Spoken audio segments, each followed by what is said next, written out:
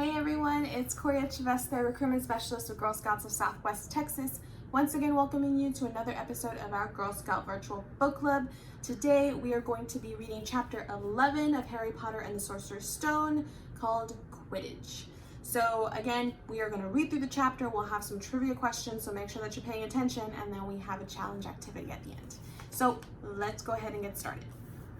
Chapter 11, Quidditch. As they entered November, the weather turned very cold. The mountains around the school became icy gray and the lake like chilled steel. Every morning, the ground was covered in frost. Hagrid could be seen from the upstairs windows, defrosting broomsticks on the Quidditch field, bundled up in a long moleskin overcoat, rabbit fur gloves, and in enormous beaverskin boots. The Quidditch season had begun. On Saturday, Harry would be playing his first match after weeks of training, Gryffindor versus Slytherin. If Gryffindor won, they would move up to second place in the house championship. Hardly anyone had ever seen Harry play because Wood had decided that as their secret weapon, Harry should be kept, well, a secret. But the news that he was playing Seeker had leaked out somehow, and Harry didn't know which was worse.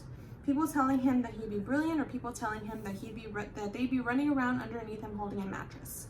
It was really lucky that Harry now had Hermione as a friend. He didn't know how he'd have gotten through all of his homework without her, without all the last-minute Quidditch practice Wood was making them do. She had also lent him Quidditch Through the Ages, which turned out to be a very interesting read. Harry learned that there were 700 ways of committing a Quidditch foul, that all of them had happened during the World Cup match in 1473, that Seekers were usually the smallest and fastest players, and that most serious Quidditch accidents seemed to happen to them, that although people rarely died playing Quidditch, referees had been known to vanish and turn up months later in the Sahara Desert. Hermione had become a bit more relaxed about breaking rules since Harry and Ron had saved her from a mountain troll, and she was much nicer for it. The day before Harry's first Quidditch match, the three of them were out in the freezing courtyard during break, as she had conjured them up a bright blue fire that could be carried around in a jam jar. They were standing with their backs to it, getting warm, when Snape crossed the yard. Harry noticed at once that Snape was limping. Harry, Ron, and Hermione moved closer together to block the fire from view. They were sure it wouldn't be allowed. Unfortunately, something about their guilty faces caught Snape's eye, and he limped over. He hadn't seen the fire, but he seemed to be looking for a reason to tell them off anyway. "What's that you've got there, Potter?" "It was Quidditch Through the Ages," Harry showed them. "Library books are not to be taken outside of school," said Snape. "Give it to me. 5 points from Gryffindor." "He's just made that rule up," Harry muttered angrily as Snape limped away. "Wonder what's wrong with his leg." "I don't know, but I hope it's really hurting him," Ron said bitterly. The Gryffindor common room was very noisy that evening. Harry, Ron, and Hermione sat together next to a window. Hermione was checking Harry and Ron's charms homework for them. She would never let them copy. How will you learn? But by asking her to read it through, they got the right answers anyway. Harry felt restless. He wanted Quidditch Through the Ages back, to take his mind off his nerves about tomorrow. Why should he be afraid of Snape? Getting up, he told Ron and Hermione he was going to ask Snape if he could have it. "Better you than me," they said together, but Harry had an idea that Snape wouldn't refuse if there were other teachers listening. He made his way down to the staff room and knocked. There was no answer. He knocked again. Nothing. Perhaps Snape had left the book in there. It was worth a try. He pushed the door ajar and peered inside, and a horrible scene met his eyes. Snape and Filch were inside alone. Snape was holding his ropes above his knees. One of his legs was bloody and mangled. Filch was handing Snape bandages. "Blasted thing," Snape was saying. "How are you supposed to keep your eyes on all three heads at once?" Harry tried to shut the door quietly, but "Potter!" Snape's face was twisted with fury. He dropped his ropes quickly to hide his leg, and Harry gulped. "I just wondered if I could have my book back."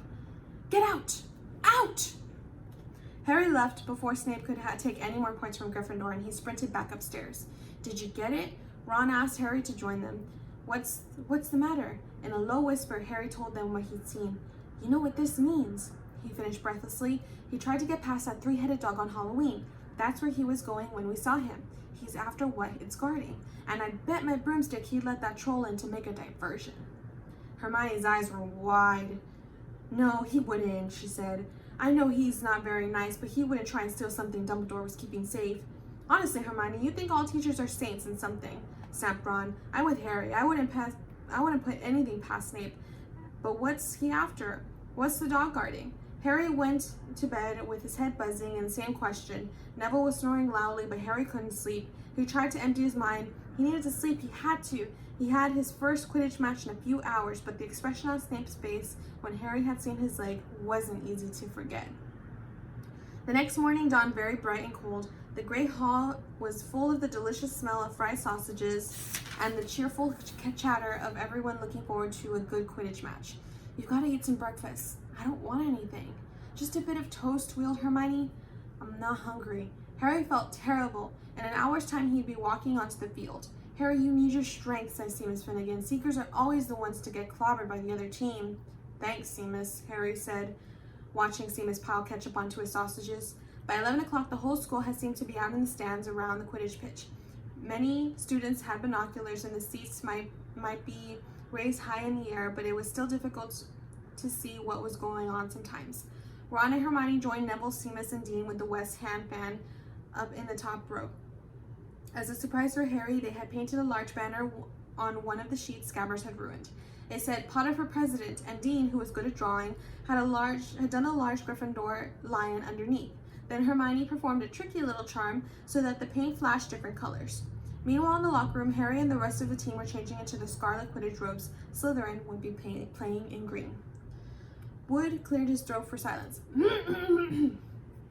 "Okay, men," he said. "And women," said Chaser Angelina Johnson. "And women," Wood agreed. "This is it." "The big one," Fred Weasley said. "The one we've all been waiting for," said George. "We know Oliver's speech by heart," Fred told Harry, "and we were on the team last year." "Shut up, you two," said Wood. "This is the best team Gryffindor's had in years. We're going to win, I know it." He glared at all of them as if to say, "Or else." "Right, it's time. Good luck, all of you." Harry followed Fred and George out of the locker room and hoping his knees weren't going to give away, walked onto the field to loud cheers. Madam Hooch was refereeing. She stood in the middle of the field, waiting for the two teams, her broom in her hand. "Now, I want a nice, fair game, all of you," she said once they were all gathered around her. Harry noticed that she seemed to be speaking particularly to Slytherin Captain Marcus Flint, a fifth year. Harry thought Flint looked as if he had some troll blood in him.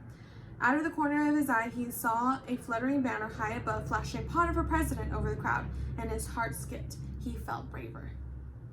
"Mount your brooms, please." Harry clambered into the Nimbus 2000. Madam Hooch gave a loud blast on her silver whistle. 15 brooms rose up high into the air, and they were off. "The quaffle is taken immediately by Angelina Johnson of Gryffindor. What an excellent chaser that girl is, and rather attractive too." "Jordan!" "Sorry, Professor." The Weasley twins' friend Lee Jordan was doing commentary for the match, closely watched by Professor McGonagall.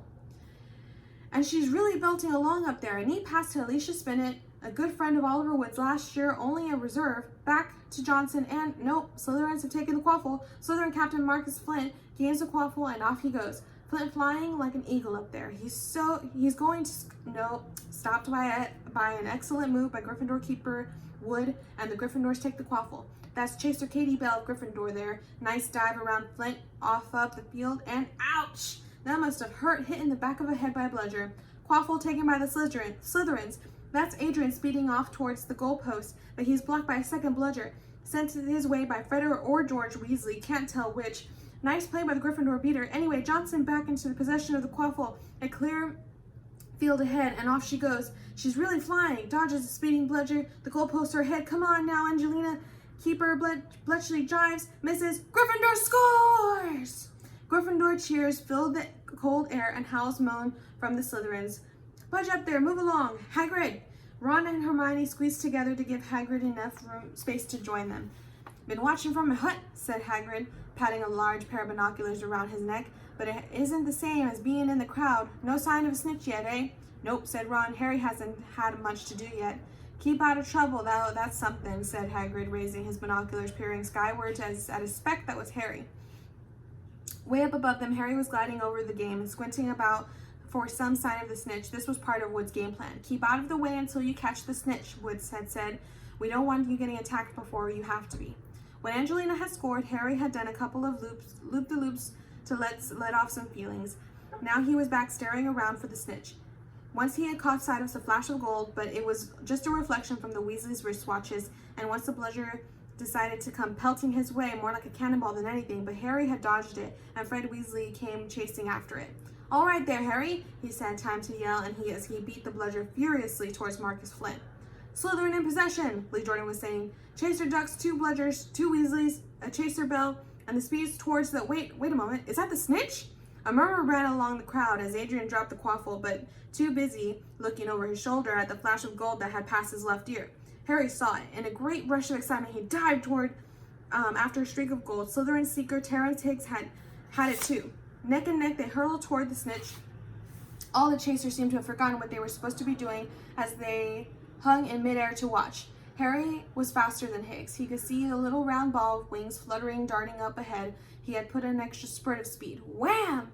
A roar of rage echoed from the Gryffindors below. Marcus Flint had blocked Harry on purpose, and Harry's broom spun off course, Harry holding on for dear life. "Foul!" screamed the Gryffindors. Madam Hooch spoke angrily to Flint, and then ordered a free shot for the goalpost for Gryffindor. But in all the confusion of the course, the golden snitch had disappeared from sight again. Down in the stands, Dean Thomas was yelling, "Send him off, ref! Red card!" "What are you talking about, Dean?" said Ron. "Red cards," Dean said furiously. "In soccer, you get shown a red card if you're out of the game." "But this isn't soccer, Dean," Ron reminded him. Hagrid, however, was on Dean's side. "They ought to change the rules. Flint could have knocked Harry out of the air." Lee Jordan was finding it too difficult not to take sides. "So, after the obvious and disgusting bit of cheating," "Jordan," growled Professor McGonagall, "I mean that open and revolting foul." "Jordan, I'm warning you." All right. Flint nearly kills the Gryffindor Seeker, which could happen to anyone, I'm sure. So a penalty to Gryffindor taken by Spinnet, who puts it away. No trouble, and we all continue to play. Gryffindor still in possession." It was as Harry dodged another bludger, which went spinning dangerously past his head, that it happened. His broom gave a sudden, frightening lurch. For a split second, he thought he was going to fall. He gripped the broom tightly with both of his hands and knees. He never felt anything like that. It happened again, and it was though the broom was trying to buck him off. But Nimbus 2000s did not suddenly decide to buck the riders off. Harry tried to turn back toward the Gryffindor goalpost. He had half a mind to ask Wood to call timeout. Then he realized that his broom was completely out of control, and he couldn't turn it. He couldn't direct it at all. It was zigzagging through the air and every now and then making a violent swishing movements that almost unseated him. Lee was still commenting. "Slytherin in possession. Flint with the quaffle. Passes Spinnet. Passes Bell. Hit hard in the face by bludger. Hope it broke his nose. Only joking, Professor. Slytherin score. Oh no!" The Slytherins were cheering. No one seemed to have noticed that Harry's broom was behaving strangely, and it was carrying him slowly higher away from the game, jerking and twitching as it went. "Don't know what Harry thinks he's doing," Hagrid mumbled. He stared through his binoculars. "If I didn't know better, I'd say that he's lost control of his broom. But he can't have." Suddenly, the people were pointing up at Harry from all over the stands. His broom had started to roll over and over, and him only just managing to hold on. Then the whole crowd gasped. Harry's broom had been given a wild jerk, and Harry swung off of it. He was now dangling from it, holding on with only one hand. "Did something happen to it when Flint blocked him?" Seamus whispered. "Can't have," Hagrid said, his voice shaking. "Can nothing interfere with a broomstick except powerful dark magic? No kid could do that to a Nimbus 2000. At these words, Hermione seized Hagrid's binoculars, but instead of looking up at Harry, she started to look frantically in the crowd. "What are you doing?" moaned Ron, gray-faced. "I knew it!" Hermione gasped. "Snape, look!" Ron grabbed the binoculars, and Snape was in the middle of the stands opposite him. He had his eyes fixed on Harry, and he was muttering nonstop under his breath. "He's doing something, jinxing the broom," said Hermione. "What should we do?" "Leave it to me." Before Ron could say another word, Hermione had disappeared. Ron turned the binoculars back on Harry. His broom was vibrating so hard that it was almost impossible for him to hang on any longer. A whole crowd was on its feet watching, terrified as the Weasleys flew up to try and pull Harry safely onto one of their brooms, but it was no good. Every time they got near him, the broom would jump higher still. They dropped lower and circled beneath him, obviously hoping to catch him if he fell. Marcus Flint seized the quaffle and scored 5 times without anyone noticing. "Come on, Hermione," Ron muttered desperately. Hermione had fought her way across to the stand where Snape stood and was now racing along the row behind him. She didn't even stop to say sorry as she knocked Professor Quirrell headfirst into the row in front. Reaching Snape, she crouched down and pulled out her wand and whispered a few well-chosen words. Bright blue flames shot out of her wand onto the hem of Snape's robes. It took perhaps 30 seconds for Snape to realize that he was on fire. A sudden yelp told her that he had done his job. Scooping the fire off of him into a little jar in her pocket, she scrambled back along the row. Snape would never have known what had happened. It was enough. Up in the air, Harry was suddenly able to clamber back onto his broom. "Neville, you can look," Ron said. Neville had been sobbing into Hagrid's jacket for the last 5 minutes. Harry was speeding toward the ground when the crowd saw him clap his hand onto his mouth as he was about to be sick. He hit the field on all fours, coughed, and something gold fell out into his hands. "I've got the snitch," he shouted, waving it out above his head, and the game ended in a complete confusion. "He didn't catch it! He nearly swallowed it!" Flynn was howling 20 minutes later, but it made no difference. Harry hadn't broken any rules, and Lee Jordan was still happy shouting the result. Gryffindor had won by 170 points to 60. Harry heard none of this, though. He was being made a cup of strong tea back in Hagrid's hut, and with Ron and Hermione. "It was Snape," Ron was explaining. "Hermione and I saw him. He was cursing your broomstick, muttering, and he wouldn't take his eyes off you." "Rubbish," said Hagrid, who hadn't heard a word of what had gone on next to him in the stands. Why would Snape do something like that? Harry, Ron, and Hermione looked at one another, wondering what to tell him, and Harry decided to tell the truth. "I found out something about him," he told Hagrid. "He tried to get past that 3-headed dog on Halloween. It bit him, and I think he was trying to steal whatever it's guarding." Hagrid dropped his teapot. "How do you know about Fluffy?" he said. "Fluffy? Yeah, he's mine. I bought him off a Greek chappie I met in the pub last year. I lent him to Dumbledore to guide the..." "Yes?" Harry said eagerly. "Now, don't ask me any more," said Hagrid gruffly. "That's top secret, that is." "But Snape's trying to steal it." "Rubbish," Hagrid said again. "Snape's a Hogwarts teacher. He'd do nothing of the sort.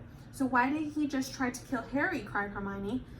The afternoon's events certainly seemed to have changed her mind about Snape. "I know a jinx when I see one, Hagrid. I read all about them. You gotta keep eye contact, and Snape wasn't blinking at all. I saw him." "I'm telling you, you're wrong," said Hagrid hotly. "I don't know why Harry's broom acted like that, but Snape wouldn't try and kill a student. Now, listen to me, all 3 of you. You're meddling in things that they don't concern you. It's dangerous. You forget that dog, and you forget what it's guarding. That's between Professor Dumbledore and Nicholas Flamel." "Aha!" said Harry. "So there's someone called Nicholas Flamel involved, is there?" Hagrid looked furious with himself. And that, my friends, is Quidditch. All right, so now we're getting into trivia. Remember, you're going to put your answers in the comments below. Question number 1. What team is the first to score during the Quidditch match? Again, question number 1. What team is the first to score during the Quidditch match? Question number 2. What is the name of the Slytherin Seeker? Harry is the Seeker for Gryffindor. What is the name of the Slytherin Seeker? Question number 3. Who was sobbing into Hagrid's jacket? Again, who was sobbing into Hagrid's jacket? That is trivia question number 3. So those are 3 trivia questions. Put your answers in the comments below, and we're gonna get to your activity challenge. So for those of you with an engineering mind, this one's gonna be for you. I want you to build your own Quidditch broomstick. You wanna take it up a notch? Build your own Quidditch playing field and goalposts. Create it to play on a smaller scale, maybe inside your living room. You can make it on like a table, however you want to, or you can make it on a larger scale so you can play in your backyard with your family. So make it however you want to. Take pictures of you and your family playing Quidditch and put them in the comments below. All right, thank you so much for joining me on today's episode, and I would like to see you next week. Bye.